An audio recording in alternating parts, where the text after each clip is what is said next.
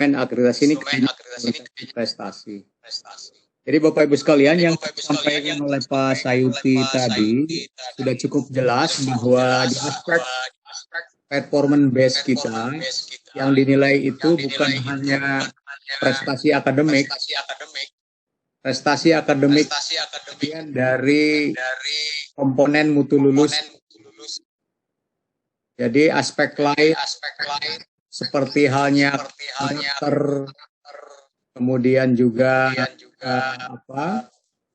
kepemimpinan kepala sekolah, kemudian juga aspek kualitas guru itu semua ada di dalam 4 komponen itu. Jadi kalau Muhammadiyah nanti punya kelebihan dalam hal karakter, itu sudah sangat mendorong hasil akreditasinya itu ke arah yang lebih baik ya, karena di dalam instrumen kita karakter religi maupun karakter kedisiplinan dan lain-lain itu masuk di dalam komponen mutu lulusan. Jadi menurut saya untuk sekolah Muhammadiyah itu untuk aspek-aspek tersebut menjadi sebuah kelebihan. Itu yang pertama. Kemudian yang kedua terkait dengan aspek pembobotan. Jadi begini ya, input itu akan dinilai pada saat tahap awal. Jadi kalau tahap awal maka dia akan masuk ke dalam komponen performance base. Jadi di dalam performance base itu nanti ada proses, ada output. Jadi pembobotannya kalau sudah kita tentukan bahwa di sisi awal kalau tidak salah itu hanya 15%. Jadi dari sisi input persentasenya hanya 5%. Tapi ketika dia performanya maka bobotnya lebih tinggi, jadi 85%. Nah, jadi lagi kita pergeseran komplain ke performan ditunjukkan oleh bobot game tadi. Nah, begini ketika gapnya tinggi antara input dengan output, itu sebetulnya menjadi kelebihan ya. Sehingga nanti kami akan sangat baik. Ketika inputnya begitu rendah, tetapi setelah masuk sekolah itu siswa-siswa menjadi lebih baik, artinya gapnya tinggi antara input dengan output, itu tentunya 85% menjadi hal yang menguntungkan buat sekolah itu. Beda lagi dengan inputnya yang bagus, kemudian dalam proses performance, katakanlah proses pembelajarannya itu tidak membuat gap itu menjadi tinggi, ya karena inputnya bagus, kemudian hasilnya bagus, itu tidak menjadi istimewa. Tetapi ketika inputnya jelek, outputnya bagus, itu kan menjadi istimewa. Jadi artinya kita sudah pertimbangkan hal itu. Dan yang ketiga, terkait dengan bos kinerja ataupun bos afirmasi, sebetulnya kami dalam paradigma baru itu mendorong sekolah madrasah itu supaya quality culture-nya itu semakin baik. Jadi bukan mendorong pengambil kebijakan untuk memanfaatkan akreditasi untuk hal-hal tertentu. Ya, kami sebetulnya sangat kurang kurang setuju ketika misalkan akreditasi ini dijadikan sebagai syarat SNMPTN, kemudian hasil akreditasi ini dijadikan sebagai penerima BOS atau tidak. Nah, jadi kami ini hanya ingin mendorong bahwa quality culture dari sekolah itu terus semakin baik ya, dari waktu ke waktu. Kalaupun ada kebijakan pemerintah ya silakan saja seperti apa. Tetapi mungkin jangan membuat budaya mutu ini menjadi formalitas. Harusnya menjadi hal yang wajib bagi sekolah madrasah untuk melihat budaya mutu ini menjadi semakin baik. Nah, sehingga nanti dengan baru ini mudah-mudahan kalau sekolah madrasah itu dikontrol secara digital, secara sistem, itu pergerakan improvement kualitasnya itu akan semakin baik. Saya kira seperti itu. Ditambahkan oleh Pak Maskuri atau Pak. Terima kasih pada Pak Tony. Saya lanjutkan untuk bertanya kepada Pak Maskuri.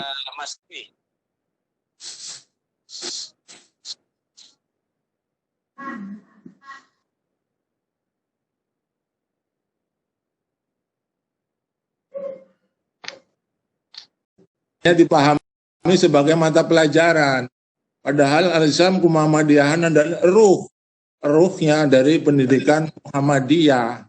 Ruhnya itu di mana? Ya nampak di situasi sekolah, di situasi madrasah.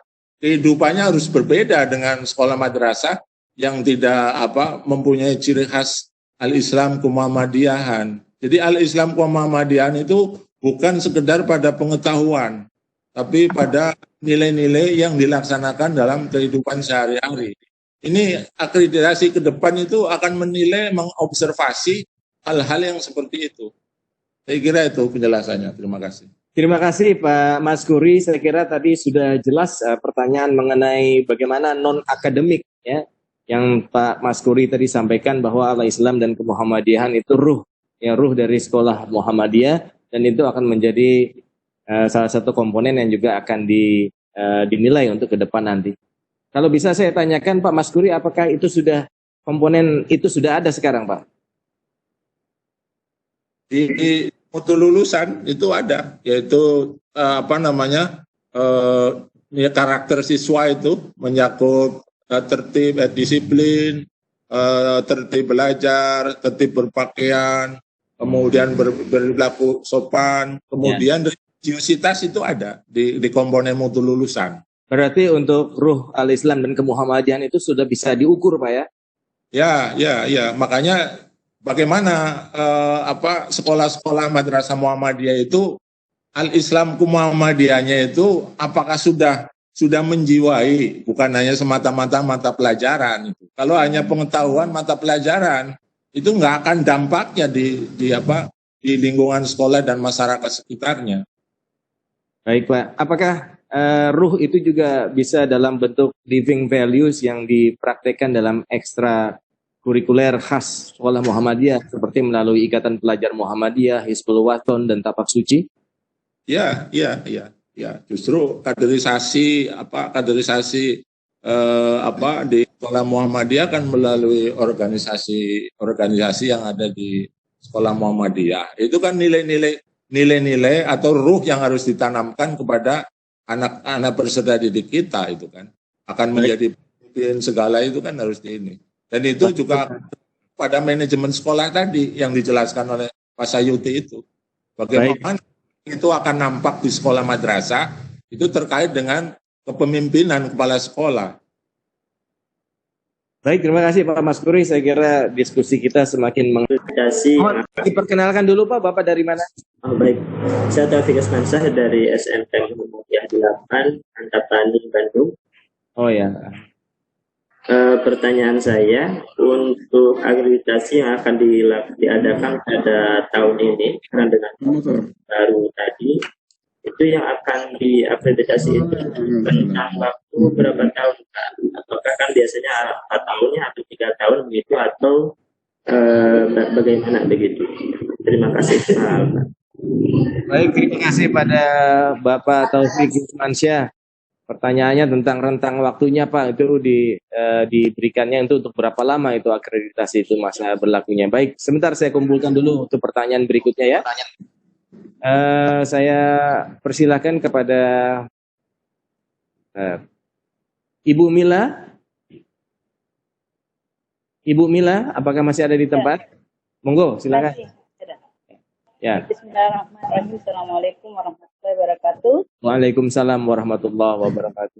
Saya Ibu Mila Latar, Kepala SMA Negeri, SMA Muhammadiyah, Kota Tual, Maluku. Oh, Maluku, baik. Ya. Halo? Ya, silakan Pak, Ya. Bu. Ini terkait dengan bos kinerja dan bos afirmasi. Boleh tanya Pak, syarat untuk mendapatkan bos kinerja dan afirmasi itu seperti apa? Persoalannya begini, kebetulan alhamdulillah sekali teman saya, Ibu Dahlia Tarobi, SMK Muhammadiyah Wain, Kabupaten Maluku Tenggara, Maluku juga. Sekolahnya dia kan baru setahun berjalan. Tapi sudah dapat bos kinerja atau bos afirmasi, saya kurang tahu itu. Ini apa syaratnya gitu? Mohon maaf teman, Ibu Dahlia. Nah, mohon penjelasannya Pak. Terus yang kedua adalah nilai-nilai regulitas daripada mutu lulusan kemuhammadiyahan. Dari mana kita bisa mengukur sementara lulusan kita sudah terpencar kemana-mana. Mohon penjelasannya Pak. Terima kasih. Saya kembalikan Pak Alfa. Terima kasih banyak Ibu Mila atas pertanyaannya. Untuk berikutnya lagi ada sebentar saya persilakan kepada Bapak Robi Muslim. Ya, Assalamualaikum warahmatullahi wabarakatuh. Waalaikumsalam warahmatullahi wabarakatuh. Saya dari SD Muhammadiyah Program Unggulan Jatipura Pak, mau bertanya bahwa SD MPU Jatipura itu baru berdiri 2 tahun yang lalu. Sampai 2 tahun berjalan ini belum akreditasi. Nah, pertanyaan saya, untuk bisa sampai pada tahap akreditasi itu nanti butuh waktu berapa lama? Itu yang pertama. Kemudian yang kedua, prosesnya bagaimana untuk akreditasi pertama yang akan dilaksanakan nanti? Terima kasih. Assalamualaikum warahmatullahi wabarakatuh. Waalaikumsalam warahmatullahi wabarakatuh. Baik, ada 3 pertanyaan. Saya kira yang pertama tadi Pak Taufik Yusmanju, ya beliau menanyakan mengenai rentang waktu akreditasi ini berlakunya sampai berapa lama, 4 tahun kah atau 5 tahun? Ya, beliau dari SMP Muhammadiyah 8 Antapani Bandung. Yang kedua dari Ibu Mila, beliau dari Maluku, dari Tual, kepala SMP di sana. Beliau menanyakan mengenai bos kinerja dan bos afirmasi ini syaratnya bagaimana? Karena beliau melihat ada satu sekolah yang sudah mendapatkan bos afirmasi dan bos kinerja tersebut. Yang ketiga dari Bapak Robi Muslim, beliau menanyakan bahwa sekolahnya itu baru berdiri 2 tahun yang lalu dan belum diakreditasi. Beliau menanyakan butuh berapa lama prosesnya untuk tahapan yang paling awal ini. Baik, terima kasih Bapak Ibu sekalian atas pertanyaannya. Saya persilahkan kepada Bapak panelis untuk bisa menjawab pertanyaan ini. Monggo silakan, saya persilakan kepada Pak Tony itu Pak, beres itu, Pak Tony semua itu. Pak Tony, saya kira ya. Pak Sayuti dulu. Pak Tony, ya sudah. Kalau ada yang spesifik ke saya nanti saya jawab. Ya, kita upayakan kepada bosnya dulu yang jawab. Ketua, ya. Pertama terkait masa berlaku 5 tahun ya sertifikat akreditasi itu berlakunya. Tetapi tadi saya sampaikan untuk yang baru ini maksimal 2 tahun, bisa juga untuk diberi kesempatan untuk menaikkan peringkatnya. Jadi tidak usah menunggu 2 tahun kalau memang dirasakan tadi mutunya sudah naik, sudah improve. Itu yang pertama. Berikutnya apa? Lupa saya. Yang berikutnya dari Ibu Mila, dari Maluku, dari Tual, beliau menanyakan mengenai bos kinerja dan bos afirmasi. Itu syarat mendapatkannya seperti apa, Pak Tony? Ya, itu mungkin bukan ke kita pertanyaannya, ke kementerian ya. Oh ya, oke. Ya, Ban untuk menjawab itu. Oke, baik. Berarti Ban tidak dalam otoritas untuk menjawab itu, ya. Bu. Mohon maaf ya. Baik, dari Pak Robi Muslim, beliau menanyakan mengenai bagaimana proses akreditasi sekolahnya yang baru berdiri 2 tahun ini. Ya, jadi syarat requirements wajib untuk sekolah bisa diakreditasi, tadi ada persyaratan mutlak, itu karena yang akan dinilai itu adalah mutu lulusan, maka persyaratannya harus sudah meluluskan. Kalau SD ya tunggu dulu meluluskan sekolah itu selama 6 tahun, ataupun SMP 3 tahun, SMA 3 tahun. Jadi syarat utamanya harus sudah meluluskan sekolah itu. Kemudian di dalam prosesnya nanti kalau sekolah madrasah itu menjadi sasaran di 2020, maka pada saatnya kita akan lakukan sosialisasi. Karena kita masih menunggu pengesahan dari Pak Menteri terkait dengan legal formal instrumen, sehingga saat ini kami belum bisa menginformasikan kapan untuk sosialisasi itu akan dilakukan. Tetapi pada saatnya nanti akan kita informasikan.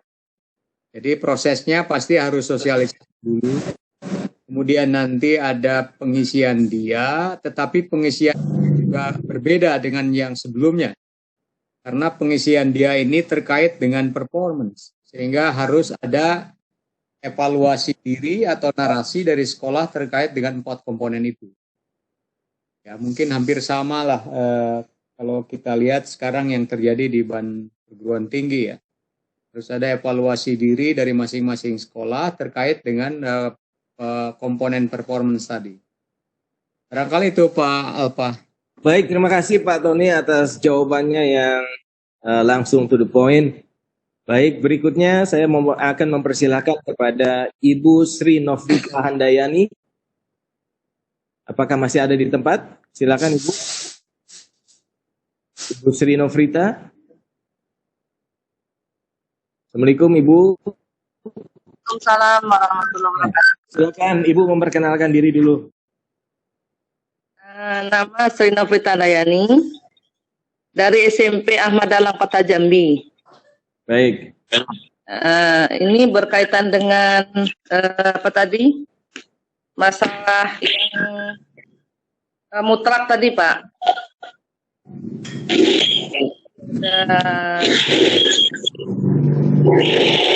Komponen utama. Ya. Ini kan yang mutlak itu kepala sekolah kan harus punya NUKS. Ya. Sementara masih banyak kami yang sekolah Muhammadiyah ini yang masih belum punya NUKS. Itu bagaimana Pak caranya Pak supaya kami yang mungkin sudah berapa tahun ya, udah mungkin lebih 5 tahun mungkin menjabat kepala sekolah tapi belum punya NUKS, gimana Pak untuk mendapatkan kesempatan tersebut? Baik, terima kasih Ibu Sri Novrita, ya beliau dari SMP Ahmad Dahlan Jambi. Berikutnya lagi saya tampung satu pertanyaan lagi Bapak Ibu panelis. Sudah.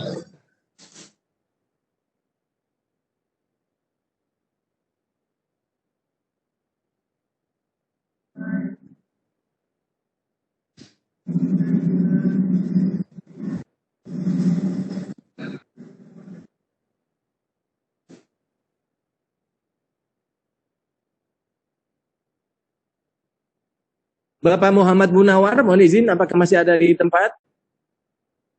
Bapak Muhammad Munawar. Assalamualaikum, Pak Muhammad Munawar.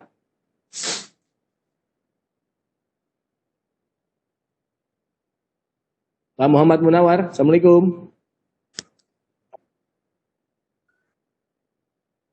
Assalamualaikum Pak Muhammad Munawar. Ya, mohon maaf Alfa. Baru. Silakan. Oke. Terima kasih. Yang mau saya tanyakan, saya dari SMK Muhammadiyah 1 Jombang, Pak Alfa. Oke.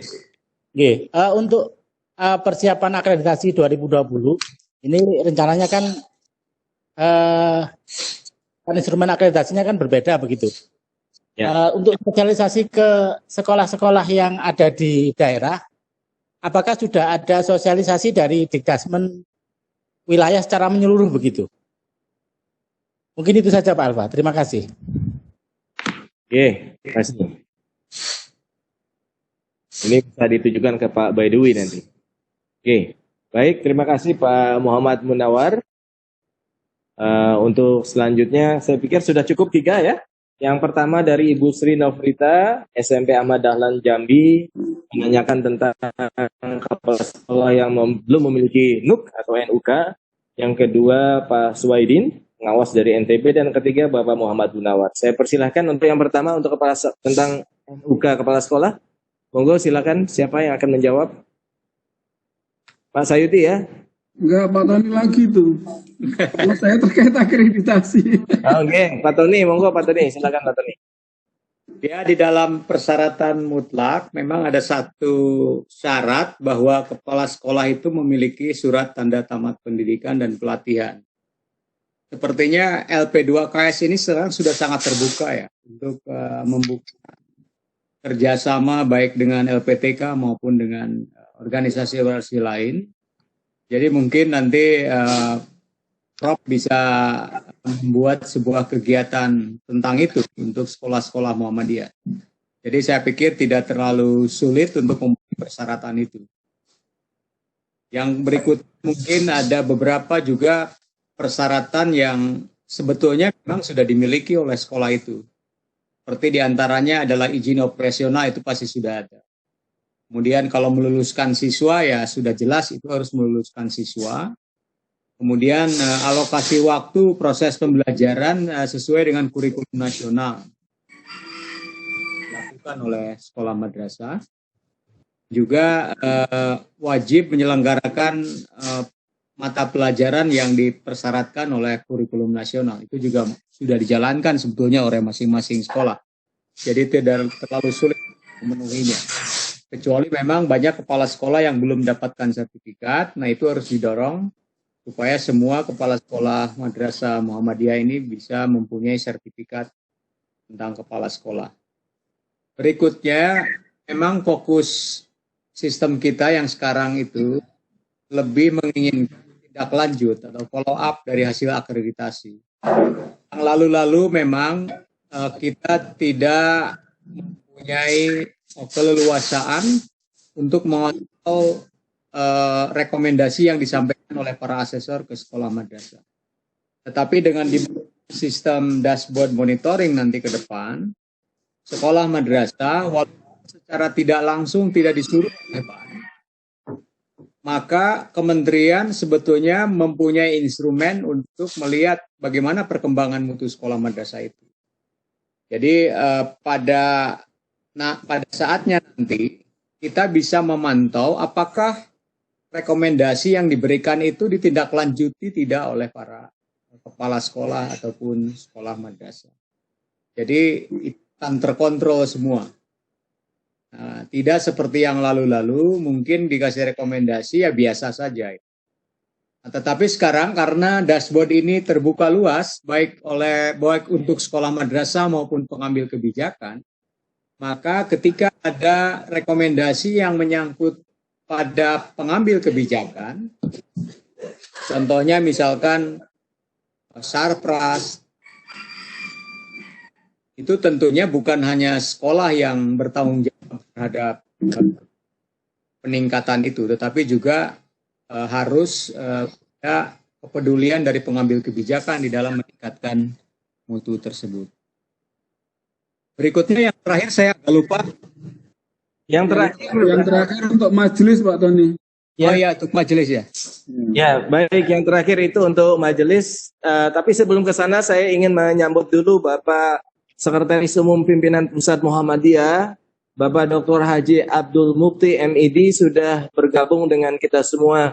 Assalamualaikum Pak Mukti. Masih mute. Ya.